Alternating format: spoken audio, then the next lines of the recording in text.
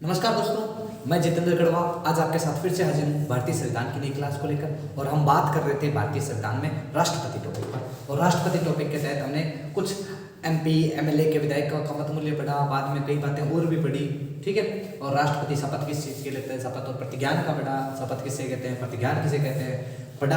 आज हम एक नया राष्ट्रपति के तहत एक नई चीज पढ़ने जा रहे हैं, राष्ट्रपति की शर्तें कंडीशंस, शर्तें। इन शर्तों को हम पढ़ेंगे। बात करते हैं राष्ट्रपति की शर्तों के बारे में। तो राष्ट्रपति की जो शर्तें उल्लेखित है वो राष्ट्रपति की शर्तें आर्टिकल या अनुच्छेद 59 में 59 में मिलते हैं, ठीक है। राष्ट्रपति पहली शर्त क्या कहता है कि जब भी कोई राष्ट्रपति बनेगा वो कभी भी संसद या विधानमंडल का सदस्य नहीं हो सकता। मतलब आप राष्ट्रपति हैं तो किसी भी संसद का सदस्य या किसी भी विधानमंडल का, राज्य में विधानसभा या विधान परिषद के सदस्य नहीं हो सकते। और यदि वह है यदि वह सदस्य है तो राष्ट्रपति के पद ग्रहण करते ही वह पद जिस पद पे था वह पहले, उस पद को वो स्थान रिक्त माना जाएगा। शर्तें बात करते हैं शर्तों का उल्लेख, कुछ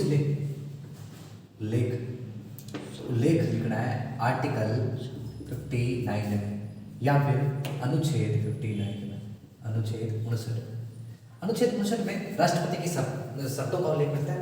पहली शर्त क्या कहता है? पहली शर्त यह है कि राष्ट्रपति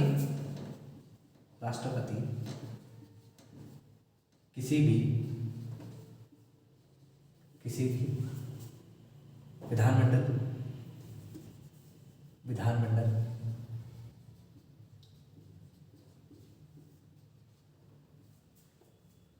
अथवा संसद का सदस्य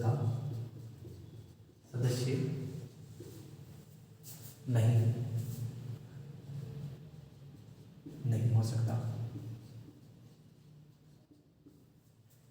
और यदि वह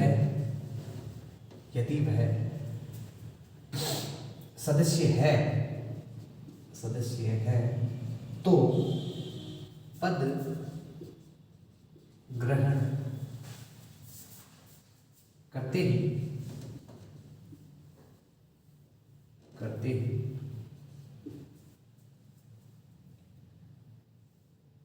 वह स्थान, मतलब पद ग्रहण कौन सा?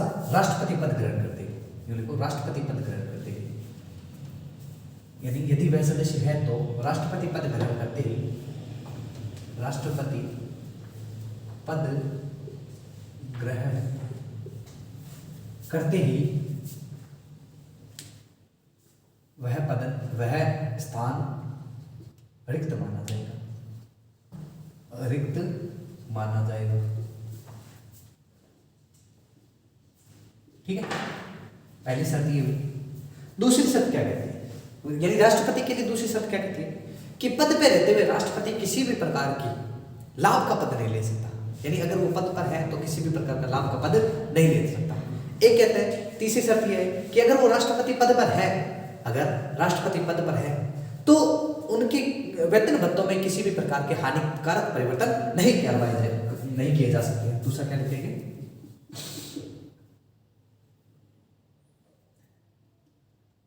दूसरा क्या लिखेंगे कि यदि राष्ट्रपति पद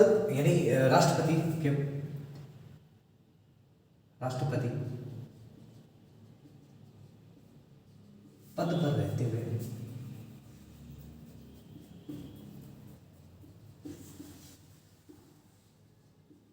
किसी भी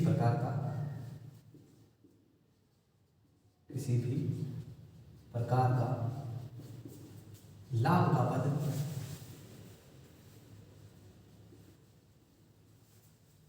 नहीं ले सकता, किसी भी लाभ का पद नहीं ले सकता।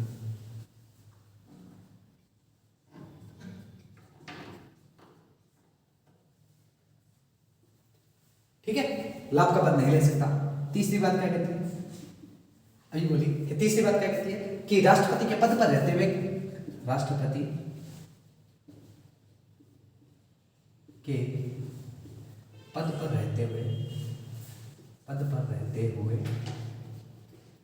उनके वेतन भत्तों में किसी भी प्रकार के हानिकारक परिवर्तन नहीं किए जा सकते, किया जा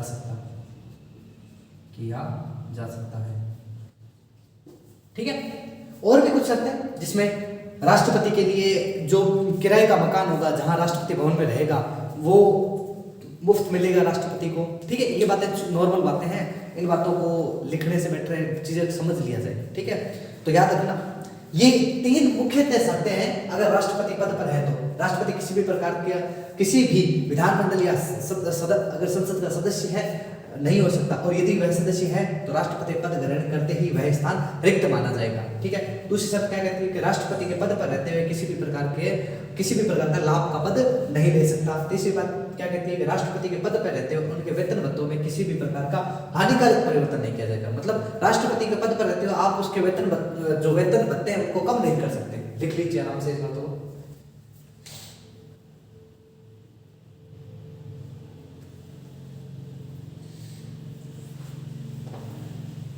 ठीक है, चलिए बात करते हैं आगे।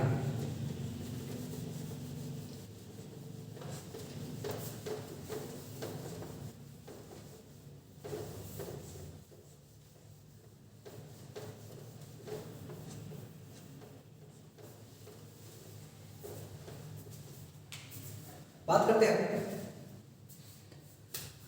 राष्ट्रपति के कार्यकाल के बारे में। कार्यकाल मतलब राष्ट्रपति का कार्यकाल कितना होता है। ठीक है, सीधे सी दिमाग में रखना। राष्ट्रपति के कार्यकाल के बारे में बात करें कि राष्ट्रपति का कार्यकाल कहाँ उल्लेखित है, तो याद रखना राष्ट्रपति के कार्यकाल का उल्लेख मिलता है हमें अनुच्छेद 56 में। अनुच्छेद 56 क्या कहता है कि राष्ट्रपति का कार्यकाल कितना होता है, 5 वर्ष होता है। ठीक है, तो लिखेंगे इस बात को। उल्लेख कहाँ मिलता है कि आर्टिकल 56 में, आर्टिकल या अनुच्छेद, आर्टिकल 56 या अनुच्छेद 56 में आर्टिकल 56 में ये मिलता है कि राष्ट्रपति का कार्यकाल 5 वर्ष होगा। 56 के अनुसार राष्ट्रपति का कार्यकाल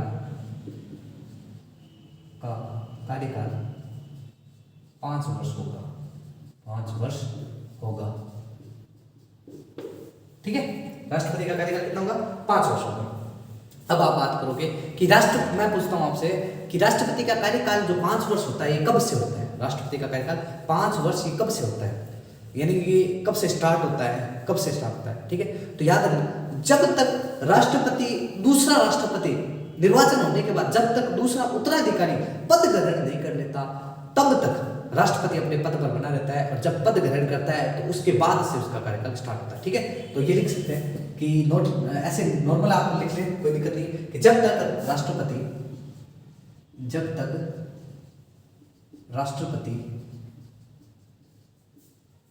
का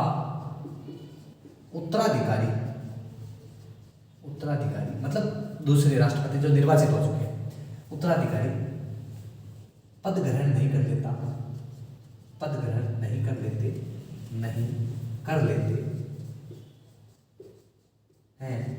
तक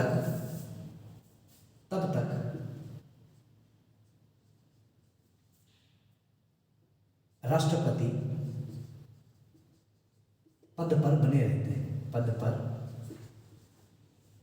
पद पर बने रहते हैं।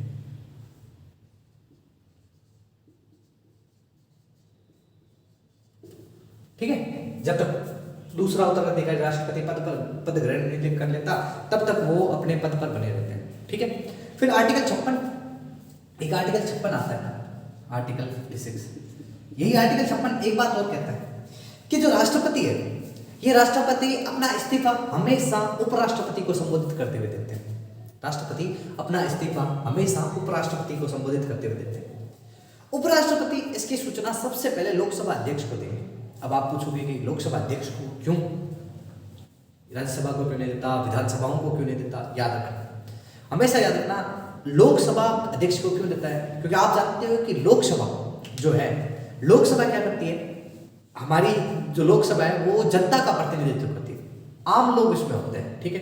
जो हमारे हमारे द्वारा चुने गए प्रतिनिधित्व है वही लोकसभा में जाकर बैठते हैं, तो एक तरीके से जनता का प्रतिनिधित्व करते हैं। जब देश के राष्ट्रपति ने इस्तीफा दिया है तो इसकी सूचना सबसे पहले राष्ट्रपति को इसकी सूचना सबसे पहले जनता को मिलनी चाहिए, इसीलिए उपराष्ट्रपति इसकी सूचना सबसे पहले किसको देते हैं, लोकसभा अध्यक्ष को देते हैं। अब लोकसभा अध्यक्ष क्या करते हैं, इसकी सूचना आम जनता को कैसे भी, चाहे रेडियो के माध्यम से, टीवी के माध्यम से, पत्रकारों के माध्यम से, कैसे भी पहुंचाए, इसकी सूचना कहां तक पहुंचानी है हमें, यानी जो लोकसभा अध्यक्ष है वो कहां तक पहुंचाता है, इसकी सूचना जनता तक, आम जनता तक पहुंचाता है, ठीक है। इस बात को भी लिखेंगे। आर्टिकल 56 क्या कहता है कि आर्टिकल 56 के अनुसार राष्ट्रपति, आर्टिकल 56 के अनुसार, इसके अनुसार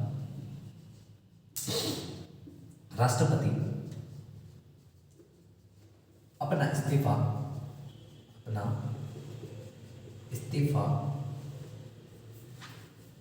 उपराष्ट्रपति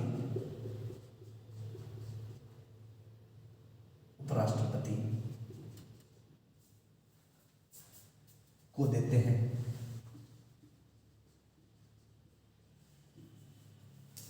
उपराष्ट्रपति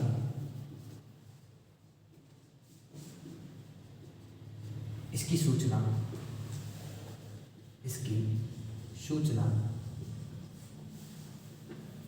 किसको देंगे, लोकसभा अध्यक्ष को देते हैं, लोकसभा अध्यक्ष को देते हैं।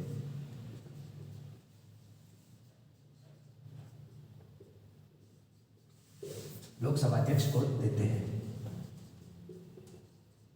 ठीक है।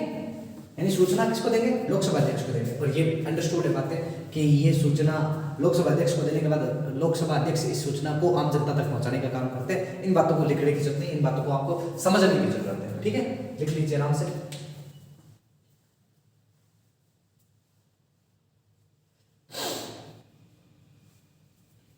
लिखिए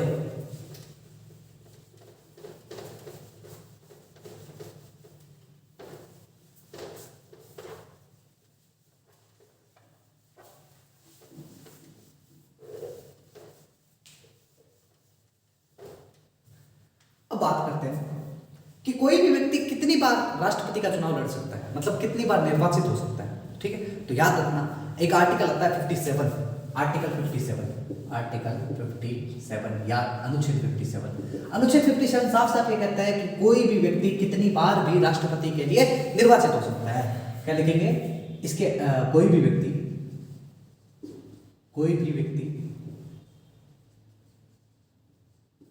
कितनी बार भी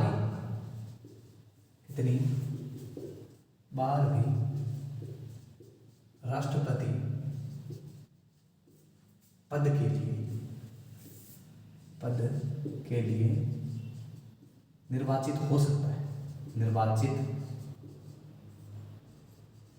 हो सकता है, क्या हो सकता है, निर्वाचित हो सकता है। कोई भी व्यक्ति कितनी बार भी राष्ट्रपति पद के लिए निर्वाचित हो सकता है, ठीक है।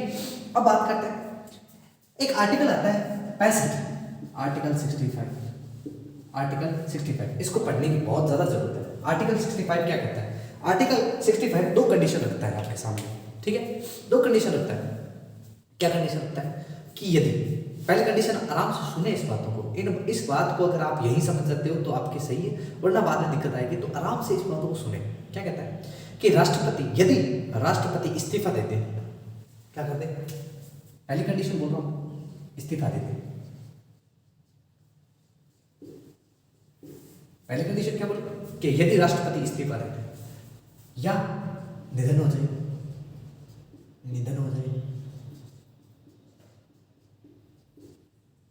या महाभियोग लग जाए,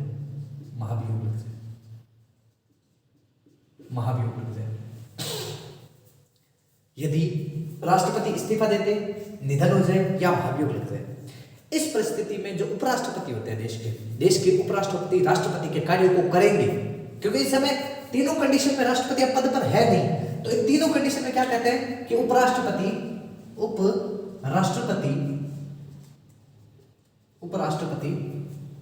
राष्ट्रपति के कार्यों को करेंगे, उपराष्ट्रपति राष्ट्रपति के कार्य करेंगे,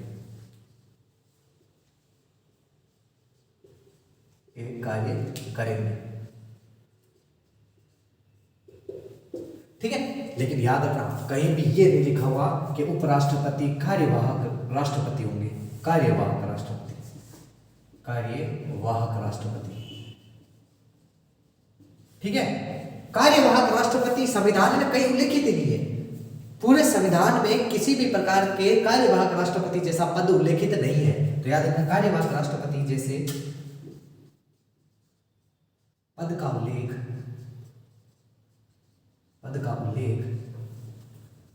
भारतीय संविधान में नहीं मिलता।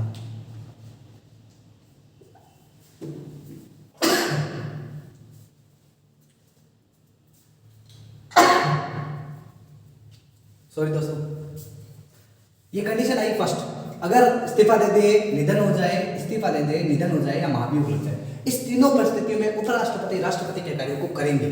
ठीक है। इसके बाद सेकंड पॉइंट पढ़ते हैं। सेकंड कंडीशन क्या कहती है? सेकंड कंडीशन ये कहती है कि यदि राष्ट्रपति बीमार हो जाए, यदि राष्ट्रपति अनुपस्थित हो किसी कारणवश, या राष्ट्रपति विदेश दौरे पे गया, तो इस परिस्थिति में क्या है कि उपराष्ट्रपति जो भी होगा वो राष्ट्रपति के कार्यों का निर्वहन करेंगे। क्या करेंगे? निर्वहन करेंगे। मतलब क्या था कि बीमार हो जाए, पहला कंडीशन क्या है? बीमार है। दूसरा अनुपस्थित है,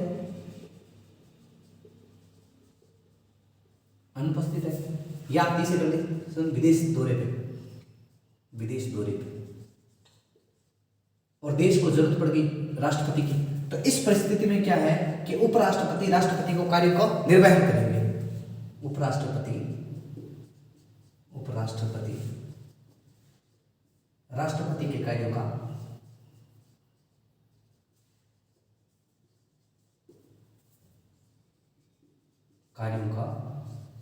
निर्वहन करेंगे।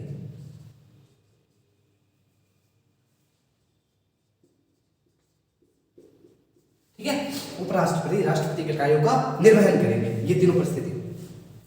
अब आप पूछोगे कि सर जब इस्तीफा दिया, निधन हुआ, महाभियोग लगा, बीमार था, अनुपस्थित था, विदेशी दौरे पर गया, क्या इन तीनों परिस्थितियों में उपराष्ट्रपति जो भी होगा, जो राष्ट्रपति के कार्यों को करेगा, क्या वो इन तीनों परिस्थितियों में भी शपथ लेगा क्या? तो हमें से याद रखना, चाहे कुछ भी हो जाए, चाहे वो राष्ट्रपति के कार्यों का निर्वहन कर रहे हैं, चाहे वे राष्ट्रपति के रूप में काम कर रहे हैं, दोनों कंडीशंस में उपराष्ट्रपति हमेशा शपथ लेंगे। हमेशा उन्हें शपथ लेनी होगी, और शपथ लेनी होगी इसका उल्लेख कहाँ मिलता है? तो अनुच्छेद 60, अनुच्छेद 60 साफ साफ ये कहता है कि उपराष्ट्रपति हमेशा, चाहे वो कार्यों का निर्वहन करें या कार्य करें राष्ट्रपति के रूप में, हमेशा वो शपथ लेंगे। ठीक है, लिख ले, चलो नोट लगा, ये भी लिख लो बात।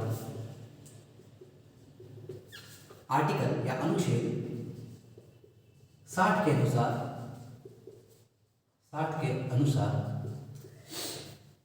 उपराष्ट्रपति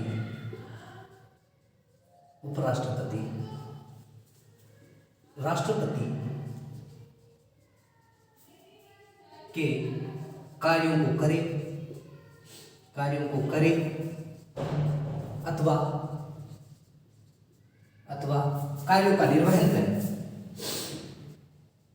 कार्यों का निर्वहन करे।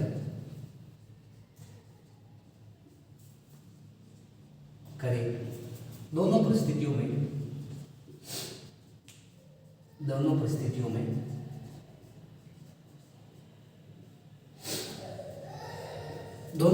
में उपराष्ट्रपति राष्ट्रपति पद की शपथ लेंगे। राष्ट्रपति पद की शपथ लेंगे।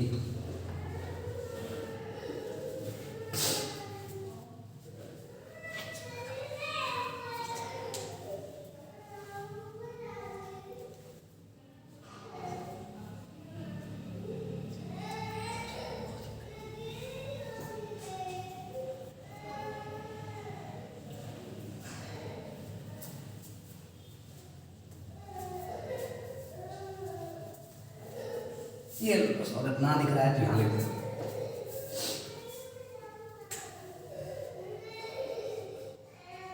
राष्ट्रपति पद की शपथ लेंगे, राष्ट्रपति पद की शपथ लेंगे, राष्ट्रपति पद की शपथ लेंगे। लिख ले आराम से दोस्तों, आराम से इन चीजों को ध्यान रखें। दोनों कंडीशंस, हमेशा इन कंडीशन से क्वेश्चन आते हैं और इन कंडीशंस को आपको ध्यान रखना है। बीमार है, अनुपस्थित है, विदेशी दौरे पे है, कुछ भी कंडीशंस है, इन तीनों की कंडीशन है तो हमेशा उपराष्ट्रपति राष्ट्रपति के कार्यों का निर्वहन करेंगे। और अगर इस्तीफा दे दे, निधन हो जाए या महाभियोग लग जाए, इस परिस्थिति में उपराष्ट्रपति हमेशा राष्ट्रपति के कार्यों को करेंगे। ठीक है, ये कहाँ लिखा हुआ है? ये आर्टिकल लिखता है 65, आर्टिकल 65, आर्टिकल 65 में ये स्थितियां लिखी हुई है। ठीक है, आराम से लिख ले। स्क्रीनशॉट लेना चाहते हैं स्क्रीनशॉट ले लीजिए, लिख ले आराम से।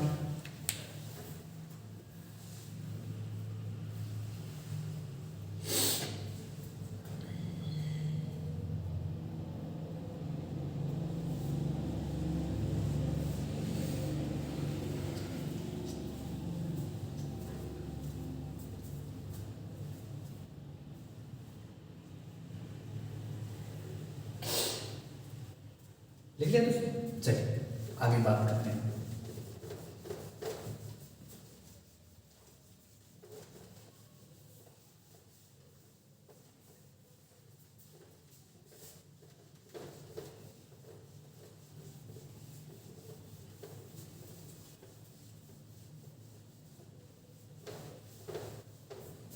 चलिए बात करते हैं। देखो, जैसे ही आपको मैंने बताया कि जैसे ही पद पर है राष्ट्रपति और निधन हो गया उनका पद पर रहते हुए, अब क्या है कि चुनाव करवाने पड़ेंगे। साफ साफ लिखा है, एक आर्टिकल आता है आर्टिकल 62, आर्टिकल 62 अनुच्छेद 62, अनुच्छेद 62, अनुच्छेद 62 क्या कहते हैं कि याद रखना कि राष्ट्रपति का चुनाव अगर किसी वजह से पद रिक्त हो जाए, राष्ट्रपति का चुनाव शीघ्र करवाया, शीघ्र नहीं 6 माह के भीतर भीतर करवाया जाएगा इसके अनुसार। या फिर राष्ट्रपति का चुनाव, सीधा लिख लो, राष्ट्रपति का चुनाव, राष्ट्रपति का पद यदि, राष्ट्रपति का पद यदि समय से पूर्व रिक्त हो जाता है तो नए चुनाव 6 माह के भीतर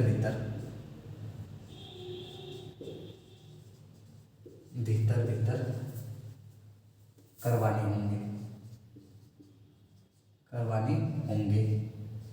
ठीक है, अब बात करेंगे कि क्या चुनाव 6 माह बाद में शेष समय का होगा या कंप्लीट कार्यकाल का होगा। तो हमेशा याद रखना, राष्ट्रपति के चुनाव कभी भी शेष समय के लिए नहीं होते।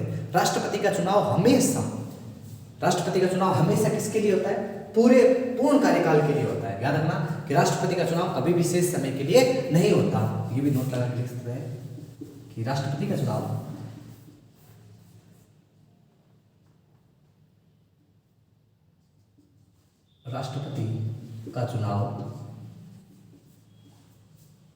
कभी भी शेष समय के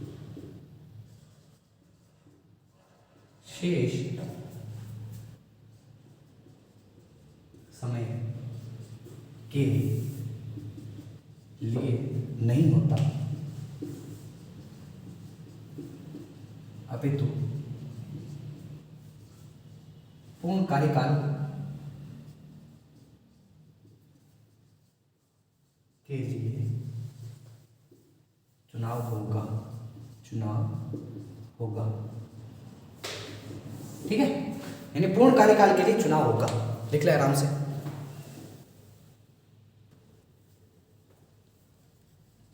ओके दोस्तों, आराम से इस बात को लिखें। आगे हम नेक्स्ट टॉपिक नई अगली क्लास में महाभियोग के बारे में पढ़ेंगे। महाभियोग, ठीक है। तो इस महाभियोग के लिए पूरी एक क्लास लगेगी, इसीलिए एक नई क्लास के साथ आएंगे आपके साथ में। बाकी पढ़ते रहे, निरंतर बढ़ते रहे और अपने माता पिता का नाम रोशन करते रहे। ठीक है, मिलते हैं आपके साथ नई क्लास में। जय हिंद दोस्तों।